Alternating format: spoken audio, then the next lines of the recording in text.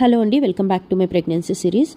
Morning అయితే లైట్గా ఇంకా పెయిన్స్ అనేవి స్టార్ట్ అయినాయి. ఆఫ్టర్నూన్కి అవి చాలా ఎక్కువ పెరిగిపోయినాయి అనమాట. ఇంకా నా వల్ల అయితే అసలు కాలేదు. అమ్మో ఇంకా నా వల్ల కాదు, ఇంక ఈ పెయిన్స్ నేను తట్టుకోలేను, నా సి సెక్షన్ చేసేయండి అని చెప్పేసి అయితే అన్నాను అనమాట.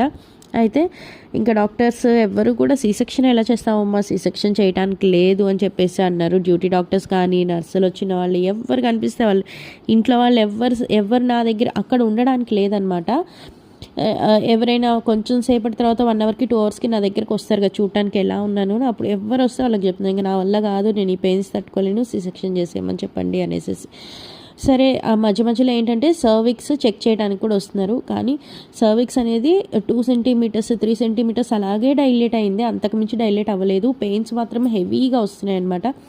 వాళ్ళకు కూడా అర్థం కావట్లేదు. ఆఫ్టర్నూన్ అయిపోయింది, ఈవినింగ్ అయిపోయినా సరే సర్విక్స్ ఎక్కువ ఓపెన్ అవ్వలేదు.